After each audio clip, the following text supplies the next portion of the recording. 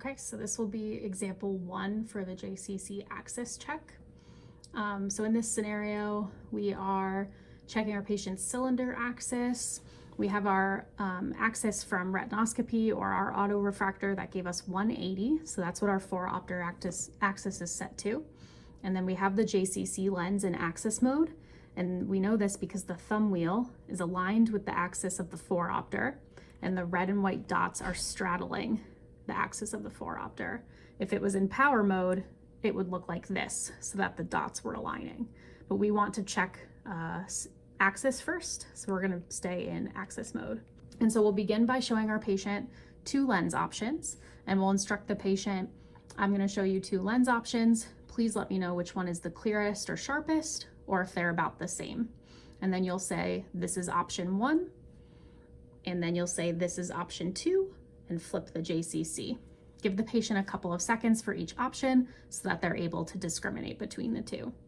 For this example, let's say that our patient preferred option 2. So they like the red dot at 45 degrees.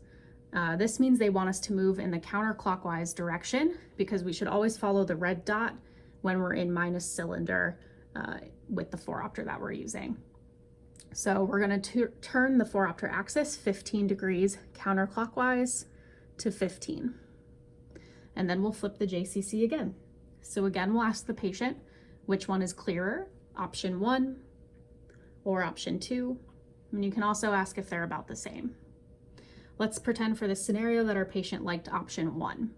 So we want to make sure we flip back to option 1 so that we know where the red dot is during this option. So since the red dot is again pointing counterclockwise, we're going to move 15 degrees in that direction and put our 4-opter axis at 30. And then we'll flip again. So does option 1 look clearer or 2? This time, let's pretend the patient said option 2. So now we have a reversal in direction. The patient doesn't want us to keep going counterclockwise anymore, because now the red dot is pointing in the opposite direction. So because of the reversal, we're now going to move in 5-degree increments, because we've narrowed down our axis range. We know that our final axis is going to be somewhere between 15 and 30. And so let's go in 5-degree steps. We're going to turn backwards 5 degrees to 25, and we'll flip our axis or our JCC again here. So again, we'll say, is option 1 clearer or 2?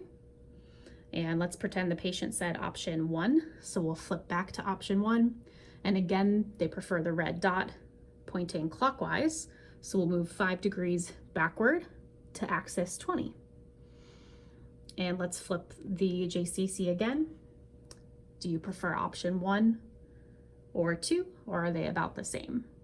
And here we'll say the patient said they're equally blurry or equally clear.